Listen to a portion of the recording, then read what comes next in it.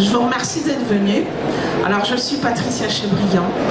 Je travaille dans le milieu de la lithothérapie depuis une douzaine d'années. Et dans ce milieu, il est souvent question de chakras.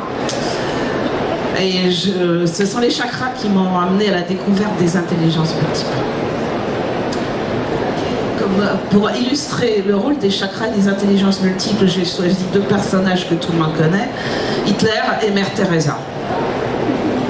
Nous devons la théorie des intelligences multiples à Howard Gardner, un psychologue américain pour lequel il n'existe pas une, mais 8 intelligences que nous possédons tous à des degrés variables. Associer les intelligences et les chakras revient à associer le pouvoir du tantra et le potentiel des intelligences pour réussir votre vie et pouvoir la vivre au lieu de la subir. Hitler et Mère Teresa avaient de très nombreux points communs, comme vous allez le voir. Ils ont en commun la guerre. Hitler a été très influencé par la Première Guerre mondiale et Mère Teresa par la guerre des Balkans. Ils ont en commun un changement de nom de famille. Le père d'Adolphe s'appelait Schicklgruber. Il a changé son nom 13 ans avant la naissance de son fils, c'est-à-dire qu'Adolphe aurait dû s'appeler Adolphe Schicklgruber. Mère Teresa s'appelait Gongxiabo Jakshu. Elle a changé son nom quand elle est entrée dans les ordres pour devenir Mère Teresa. Ils ont tous deux perdu leur père quand ils étaient très jeunes. Hitler a perdu son père quand il avait 13 ans, Mère Teresa quand elle en avait 9. Ils ont tous deux changé de nationalité. Hitler était né autrichien, Mère Teresa était née albanaise, et Hitler est devenu allemand et elle a adopté la nationalité indienne. Ils ont l'Inde en commun, puisque la croix gammée qu'Hitler a choisie pour son parti est le Svastika, un emblème que l'on retrouve sur de très nombreux temples en Inde, et que l'Inde, c'est le pays que Mère Teresa a choisi pour faire ses missions. Et enfin, ils ont l'année 2016 en commun, puisque cette année, ils rentrent tous deux dans l'immortalité. Le livre de Hitler, Mein Kampf, est tombé dans le domaine public le 1er janvier 2016, le rendant pour la première fois accessible à tout le monde. Et Mère Teresa sera canonisée au mois de septembre. Elle deviendra Sainte Mère Teresa. Ils partageaient aussi les mêmes intelligences. La première est l'intelligence naturaliste. C'est la compréhension instinctive de la nature. C'est l'intelligence du vétérinaire, mais c'est aussi l'intelligence du chaman et du guérisseur. Hitler adorait la nature et les animaux. Il avait d'ailleurs grandi dans une ferme, il a passé sa jeunesse dans une ferme. Et Mère Teresa, qui était d'une santé fragile, a passé la sienne à la montagne pour profiter du grand air. La deuxième est l'intelligence corporelle. C'est l'intelligence de ceux qui savent utiliser le corps et ses mouvements. Hitler était petit, chétif, il ne faisait aucun sport. Il a d'ailleurs été rejeté de l'armée pour ça. Et Mère Teresa a abandonné son corps à Dieu. Donc on peut dire que l'intelligence corporelle, c'était quelque chose dont ils avaient très peu usage. La troisième est l'intelligence intrapersonnelle. C'est l'intelligence de la réflexion, de l'introspection. C'est l'intelligence de l'écrivain, du philosophe. Et Mère Teresa et Hitler passaient de très très longues heures en méditation, en lecture. Ils possédaient un haut niveau de cette intelligence intrapersonnelle. La quatrième intelligence est l'intelligence interpersonnelle. C'est celle qui permet de comprendre et répondre aux besoins et aux motivations des autres. C'est l'intelligence des leaders, des chefs. Et Mère Teresa et Hitler étaient tous deux des leaders et des chefs, puisqu'ils ont su mener les gens, les convaincre de les suivre et tout ça. La cinquième et la sixième intelligence, je les ai regroupées parce qu'elles sont en commun avec le cinquième chakra. Donc la cinquième intelligence est l'intelligence verbale linguistique, et la sixième est l'intelligence musicale, qui sont liées au cinquième chakra parce que c'est le chakra de la communication. Donc l'intelligence musicale, c'est l'intelligence de ceux qui utilisent les mots et la musique pour s'exprimer. C'est les chanteurs, les compositeurs, et l'intelligence verbale, c'est ceux qui utilisent les mots, les conférenciers par exemple. La 7e intelligence, c'est l'intelligence mathématique.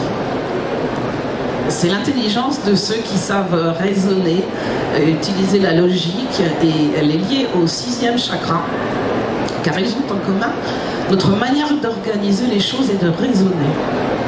Hitler et Mère Teresa possédaient tous deux des grands talents d'organisateurs, et ils possédaient tous deux aussi un haut niveau de cette intelligence. Et enfin, la 8e intelligence est l'intelligence spatiale. C'est l'intelligence des créateurs, ceux qui ont la créativité, ceux qui ont le pouvoir de vision. C'est l'intelligence des prophètes, mais aussi des architectes, des gens qui sont capables de se situer et d'avoir un très bon niveau d'orientation. Bon, Hitler et Mère Teresa avaient donc le même niveau de développement des 8 intelligences décrites par Gardner. Logiquement, on peut penser que ces gens qui avaient tant de points communs et les mêmes intelligences auraient dû avoir le même destin. Seulement, il s'est passé un bouleversement au niveau de leurs 3 premiers chakras. Le premier chakra, c'est le chakra racine, hein, c'est le chakra qui gère nos peurs. Mère Teresa a grandi dans l'amour d'une famille très très unie et son premier chakra fonctionnait parfaitement. Mais Hitler, il a vécu dans la haine et la terreur à cause d'un père extrêmement violent. Alors, son premier chakra s'est mis à fonctionner en excès, en déclenchant ainsi tout un tas de troubles mentaux et surtout des comportements extrêmes. C'est-à-dire qu'Hitler, qui avait un bon niveau d'intelligence naturaliste, celle qui est liée au premier chakra, il a été capable de faire des choses complètement extrêmes. Il ne faisait pas de sport, mais quand il était chancelier, il a promulgué des lois pour que tout le monde fasse du sport, en fait. Tout le monde sauf lui, on va dire. Donc c'était. Mais d'un autre côté, il adorait les animaux, il avait des chiens. Et un jour, il a empoisonné son chien favori pour tester les effets du cyanure. C'est donc vraiment des comportements assez extrêmes. Donc ça, c'était pour le premier chakra. Le deuxième chakra. Alors, le deuxième chakra, c'est celui qui contrôle, qui influence la vie de 7 à 14 ans. Il faut comprendre que les chakras fonctionnent par période. Je ne sais pas si vous le savez. C'est-à-dire que le chakra racine, le premier, influence la vie de la naissance à 7 ans. Le deuxième chakra, lui, il influence la vie de 7 à 14 ans. Et il concerne le corps et la sexualité. C'est-à-dire que ce qui se passe pendant cette période, entre 7 ans et 14 ans, va jouer sur le corps et la sexualité. Ils ont tous les deux perdu leur père sous l'influence de ce chakra. C'est-à-dire que Hitler avait 13 ans et Mère Teresa en avait 9. Donc le choc a complètement déstabilisé ce deuxième chakra. Chez Mère Teresa, il s'est mis à fonctionner en déficit. Elle n'avait aucun intérêt pour son corps. Mais chez Hitler, il a fonctionné en excès. Et comme ce chakra contrôle la sexualité, Hitler a souffert toute sa vie de gros problèmes sexuels. Et le peu de femmes qu'il a connues l'ont toutes décrit comme sadiques, pervers et voyeurs. Alors ensuite, nous avons le troisième chakra. Alors le troisième chakra influence la vie de 14 à 21 ans. C'est le chakra de la personnalité. Alors Hitler voulait être peintre, il était persuadé que c'était son destin. Mais ce qui s'est passé, c'est qu'à 19 ans, il a raté l'examen d'admission aux Beaux-Arts. Et ça fait un choc, ça lui a provoqué un choc énorme, très très violent, parce que pour la première fois, il se remettait en question lui-même et ses capacités artistiques. Et ce choc a déréglé son troisième chakra, qui s'est mis à fonctionner en excès. Et comme c'est le chakra de la personnalité, eh ben, ça a déclenché toutes sortes de troubles de la personnalité chez Hitler. À 19 ans, Mère Teresa quitte l'Irlande pour Calcutta. Mais elle n'est absolument pas préparée à l'immense misère qu'elle va y trouver. Et c'est ce choc qui va décider de l'orientation de sa vie. Son troisième chakra, celui de la personnalité, se met à fonctionner en déficit, faisant ainsi passer sa personnalité au second plan.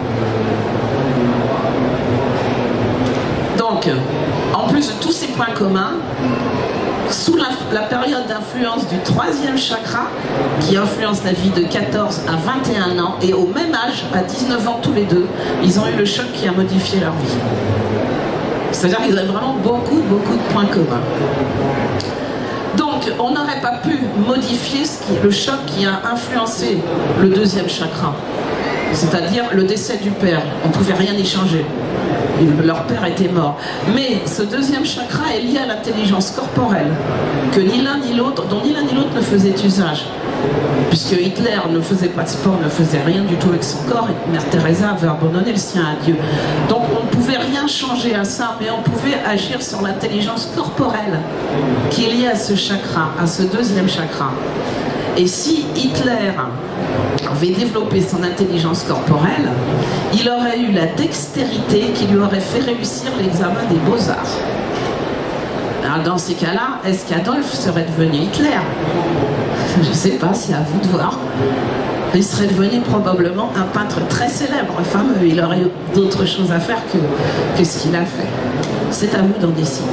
Un adulte mal dans sa peau ne sait pas utiliser ses talents. D'ailleurs, la plupart du temps, il ne sait même pas qu'il a du talent. Et il ne le sait pas parce qu'on lui a fait croire qu'il n'existe qu'une seule intelligence. Et comme il ne la possède pas, eh bien c'est qu'il est bon à rien. En réalité, il n'existe pas une intelligence, il en existe plusieurs. Et ces intelligences-là nous permettent, si vous les développez, ça vous permet d'utiliser leur pouvoir pour équilibrer vos chakras et harmoniser votre vie. Alors, ce tableau représente le genre de symptômes que produisent des dysfonctionnements des chakras, ainsi que les intelligences qu'il faut utiliser pour remédier aux problèmes. Vous l'avez donc au dos du petit prospectus, vous l'avez. Je vais commencer par le haut. Alors, si vous avez des troubles concernant, par exemple, vous vivez dans un monde imaginaire, vous avez une vision déformée de la réalité. Ça concerne vos 7e et 6e chakras qui sont les chakras qui concernent l'esprit. Ces deux chakras, c'est les chakras vraiment de l'esprit. Le 7e chakra et le 6e chakra, donc, ils sont liés aux intelligences spatiales et à l'intelligence mathématique. Alors, l'intelligence spatiale, pour que vous compreniez bien, le 7e chakra nous permet de communiquer avec notre esprit. C'est son job, on va dire. Et l'intelligence spatiale, c'est celle qui nous permet de réaliser les images mentales que nous produit notre esprit. Donc, par exemple, si vous invitez quelqu'un à venir chez vous, vous allez faire un plan parce qu'il n'est jamais venu, pour éviter qu'il se perde. Alors vous allez prendre un papier, un crayon, et vous allez dessiner les points importants. Une route, le bar, la poste, je ne sais pas. Mais ce que vous avez dessiné, ce sont les images que vous envoie votre esprit. Parce que vous ne voyez pas ce que vous dessinez. C'est dans votre tête. C'est ça l'intelligence spatiale.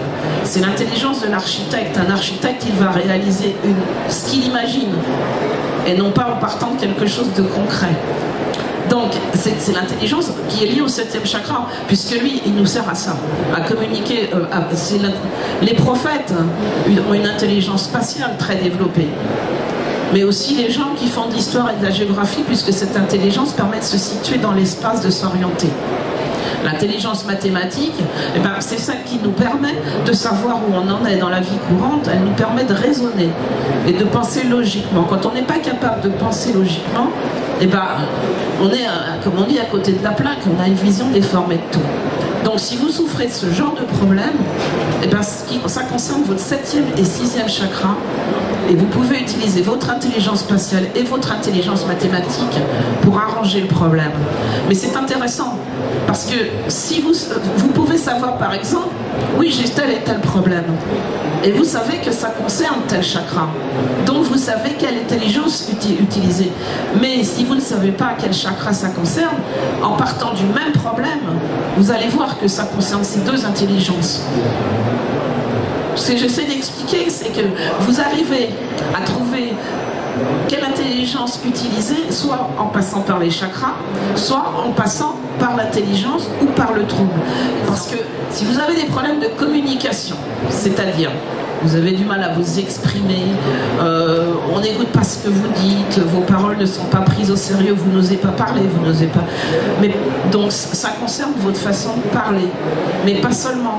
Ça peut être aussi une déformation de tout ce que vous entendez.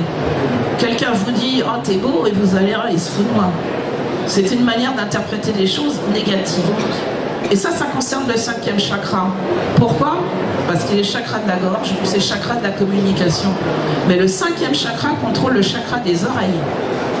Et les chakras des oreilles, c'est notre audition. Donc si le 5e chakra fonctionne mal, le chakra des oreilles fonctionne mal aussi. Donc cette communication, c'est vraiment l'audition et la parole. Et dans ces cas-là, ça concerne l'intelligence musicale et l'intelligence verbale. Parce que quand vous utilisez la musique ou les sons, vous communiquez, vous exprimez quelque chose. Mozart était sourd. C'est Beethoven qui était sourd. Pardon ? Mozart, c'est un cas. Et il y a quelques cas comme ça, c'est-à-dire que Mozart possédait une intelligence musicale extrêmement développée, ce qui lui permettait d'écouter un morceau et de le jouer immédiatement, sans partition, sans rien du tout. Mais ça, c'est à la limite, c'est des génies.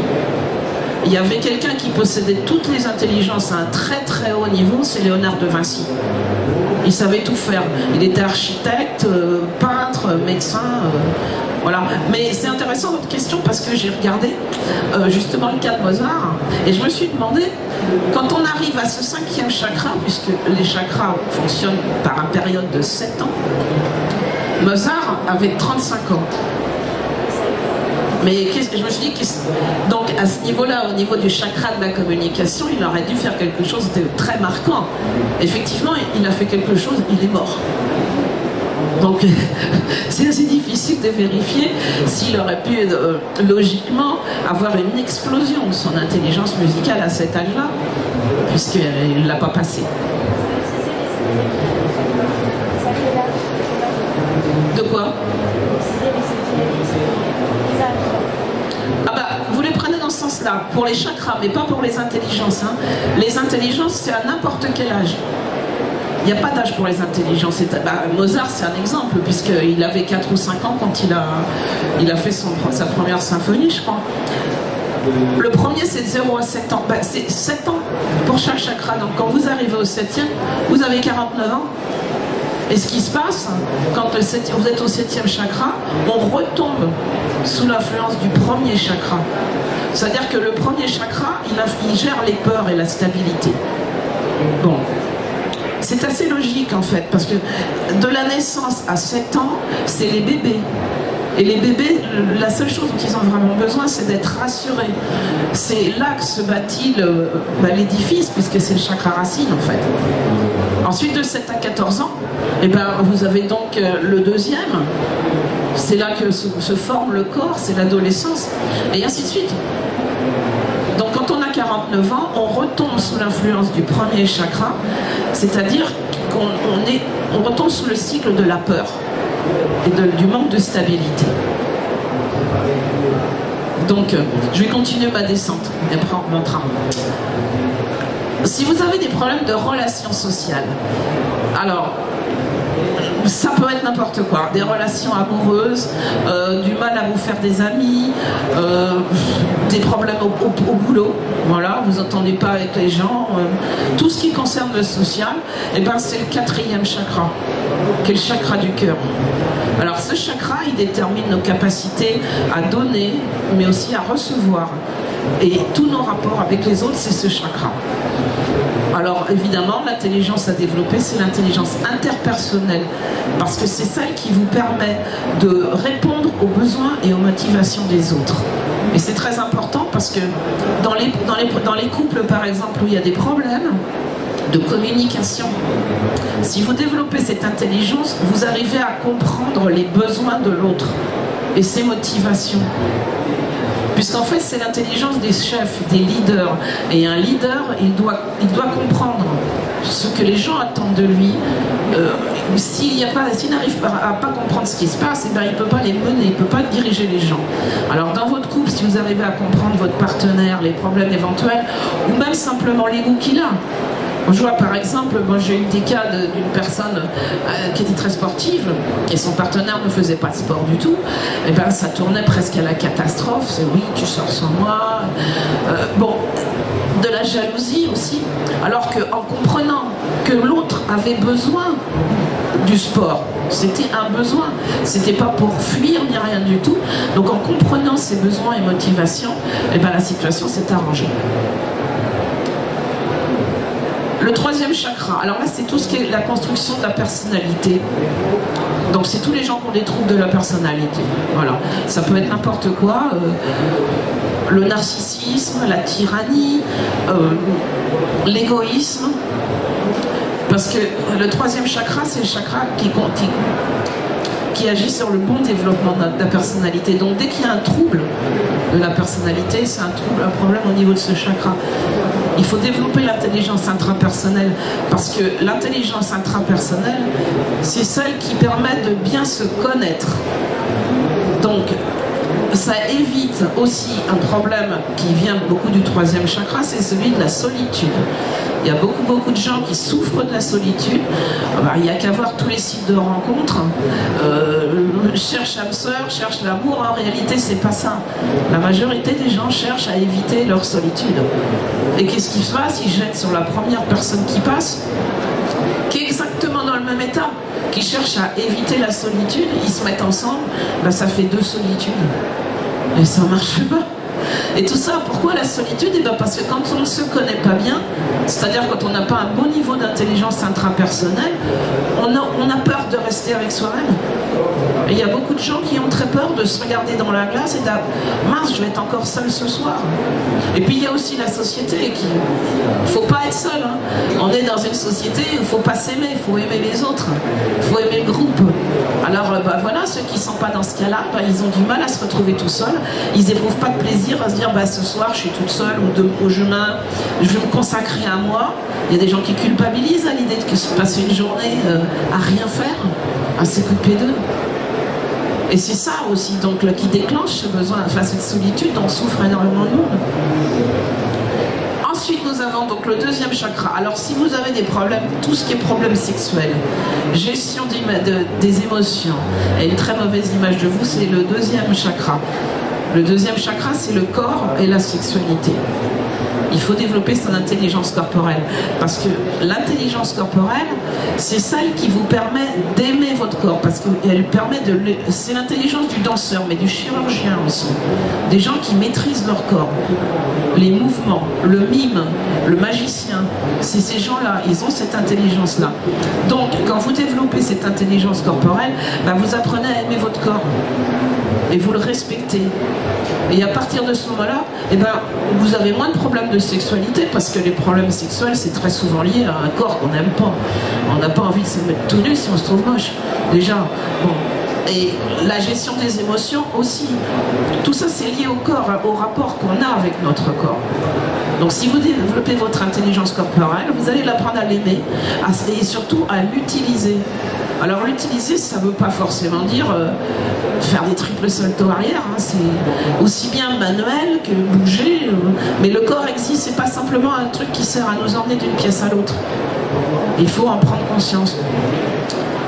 Et alors, bah, le premier chakra, alors donc c'est tous les problèmes de stress, de peur, phobie, tout ce qui est lié à la peur, à l'angoisse. Et au poids. Pourquoi au poids?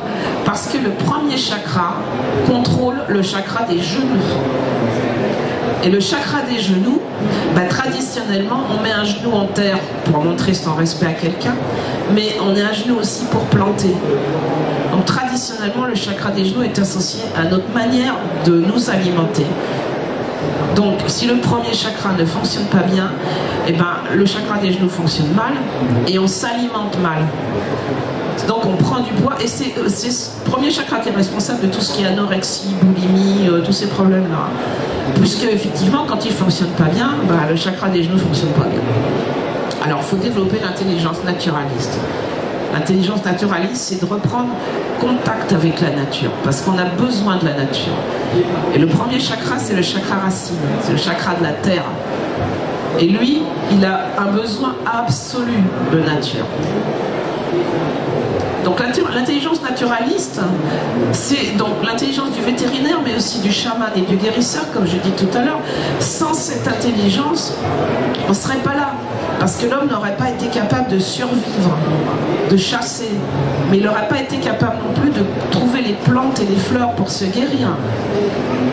Et l'intelligence de la naturaliste, c'est la protection de la nature, de l'environnement, c'est les animaux. Et il faut encourager le développement de cette intelligence naturaliste chez les enfants, parce qu'ils passent de plus en plus de temps devant la télévision, ils sont coupés du monde, ils vivent dans un monde imaginaire qui chez eux produit beaucoup de stress, parce qu'ils sont tout seuls, alors collés au téléphone ou aux tablettes ou ce qu'on veut, mais le résultat, c'est qu'ils ont de moins en moins de contact avec la nature. Et si ça continue comme ça, eh ben ça ne servira à rien ce qu'on fait nous pour sauver la planète, parce que eux ils n'en auront rien à faire. Donc il faut inciter les enfants, mais les adultes aussi. Parce que si vous avez des enfants et vous dites, bon maintenant tu vas dehors, tu cultives ton intelligence naturaliste, puis vous restez allongé sur la banquette, vous savez, à bouger la télécommande, il faut aussi montrer l'exemple. Il faut y aller dehors, il faut s'intéresser à ce qui se passe. Et vous verrez, il se passe pas mal de choses. Alors c'est pas une question d'argent. On peut très bien commencer avec un petit aquarium, un terrarium, quelque chose. Si vous n'êtes pas à la campagne, il y a toujours un moyen. Et puis après, il faut trouver le moyen de sortir de chez soi. Parce qu'il y a un tas de gens, la dernière fois qu'ils sont allés en promenade en forêt, c'était l'année dernière. Vous voulez dire quelque chose? Non, vous êtes allés en forêt l'année dernière. Voilà, donc je ne sais pas, en fait j'ai un peu résumé. Alors nous possédons tous ces intelligences, nous possédons tous les 8 intelligences. Et il n'y a pas d'âge pour développer nos intelligences, on peut les développer à n'importe quel moment. C'est une question de volonté. Bon, vous n'allez pas forcément devenir un génie ou devenir une célébrité comme Mozart, mais vous pouvez obtenir des résultats spectaculaires. Comme une certaine petite fille qui a vécu une enfance très très violente. Elle a eu un mariage, on va dire, raté, assorti d'un tas d'enfants. Elle adorait écrire, mais elle a été obligée de laisser de côté ses talents à cause de sa vie. Et à 55 ans, elle a publié son premier livre qui était un succès colossal. Et je pense que vous le connaissez tous puisqu'il s'agit de La Comtesse de Ségur. Les intelligences sont complémentaires, mais elles ne sont pas comparables. C'est-à-dire que vous ne pouvez pas comparer Elton John à Spielberg. On voit bien que ce sont deux formes d'intelligence différentes. Quelles que soient les intelligences que vous possédez, les plus développées, il faut comprendre que c'est votre potentiel. C'est ce que vous devez utiliser aussi pour n'importe quoi, pour apprendre, vous ne pouvez pas en utiliser une autre parce que si vous essayez d'utiliser un autre potentiel que vous ne possédez pas, eh bien ça ne fonctionne pas. Einstein disait, tout le monde est un génie. Mais si vous jugez un poisson sur sa capacité à grimper aux arbres, il passera sa vie à croire qu'il est stupide.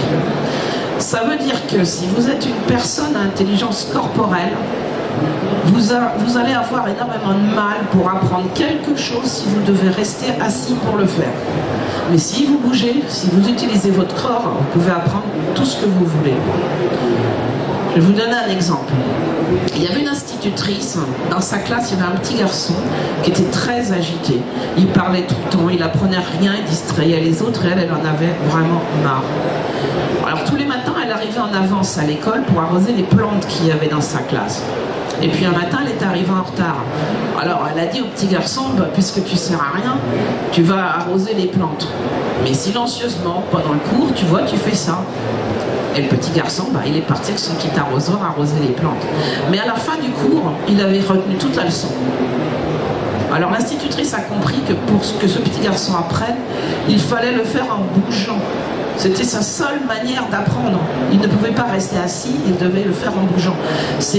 Tous les gens qui ont un niveau d'intelligence corporelle développé ont le même problème. Alors il y en a énormément qui se retrouvent rejetés du système scolaire. Tous ceux qui ont des problèmes pour lire, apprendre, compter, parler ou rester tranquille, on les traite de bons à rien parce que la société, l'école, pour eux, il y a une seule forme d'intelligence unique. Il y a un moule et si vous ne rentrez pas dans ce moule-là, eh bien vous êtes dyslexique ou bon à rien. Alors, ce qui est intéressant, c'est que les dyslexiques, c'est à gauche, Les bons à rien, bah, c'est aussi à gauche. Mais les dyslexiques, ils ont droit à un produit qui s'appelle de la Ritaline. C'est une drogue dont les ventes ont augmenté de 70% ces 5 dernières années. Ça a eu des effets catastrophiques sur les enfants. Et pourtant, on leur en donne à volonté là maintenant parce que ça les calme. Alors je ne sais pas ce que ça calme, si ça calme vraiment. On sait que ça donne des effets sur leur croissance, sur leur intellect, surtout. Qu'est-ce que ça va donner plus tard? Oui, ils seront calmes. Mais peut-être un petit peu trop. Hein. Donc, il y a beaucoup de gens qui ont été déclarés officiellement dyslexiques et bons à rien. Parmi eux, Agatha Christie, Dustin Hoffman, Walt Disney, John Lennon. La liste est très très longue et ça ne les a pas empêchés de réussir leur vie. Je pense que vous connaissez tous Agatha Christie. C'est l'écrivain le plus traduit au monde. Et Agatha Christie n'a jamais été capable d'écrire un mot. Elle ne pouvait pas. Elle a dicté tous ses livres. Donc c'est très surprenant quand on voit le nombre de gens comme ça. Henry Ford, le créateur de la marque de voitures, il a été obligé de quitter l'école très jeune parce qu'il n'arrivait pas à lire, à écrire et à compter. Donc il est parti, mais ses parents lui ont fait confiance. Ils ne l'ont pas jugé, ils ne se sont pas dit oh, c'est un bon à rien, allez, il va ramasser des patates. Il était très doué de ses mains, très doué pour la mécanique. Et ils l'ont laissé partir à Détroit à 15 ans. Il est parti comme ça, tout seul, travailler dans une usine et il est devenu Henry Ford, la marque de Ford, les voitures qu'on connaît.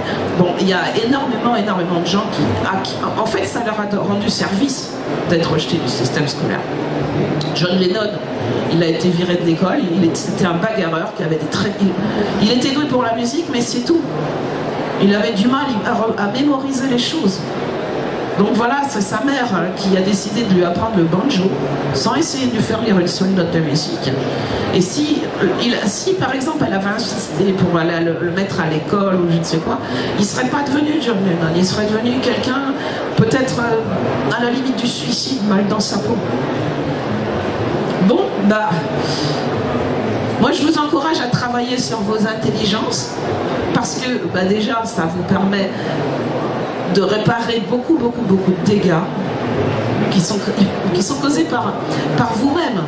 Les chakras, ils ne se déstabilisent pas tout seuls, hein, c'est nous qui faisons les dégâts. Alors c'est nous ou c'est la vie qu'on a, ça peut être un choc, un décès ou n'importe quoi. Mais les chakras, eux, ils en subissent les conséquences. C'est pas eux la cause. J'avais pris l'exemple des pneus. Donc on peut comparer les chakras aux pneus d'une voiture. Alors s'ils sont trop ou pas assez gonflés, vos pneus, il y a un problème d'adhérence à la route. Ben, les chakras, c'est la même chose. Mais si vous avez une voiture et que vous conduisez mal, vous allez abîmer vos pneus. Ils vont tenir beaucoup moins longtemps. Si vous avez des pneus que vous voulez garder en bon état, il faut conduire bien. C'est pareil avec vos chakras. Si votre vie n'est pas équilibrée et que vous l'amenez n'importe comment, ben, vos chakras ils vont faire comme vos pneus. Ils ne vont pas tenir. Et vous non plus. Vous aurez des incidents et des accidents. Enfin voilà. Bah écoutez, je vous remercie de m'avoir écouté.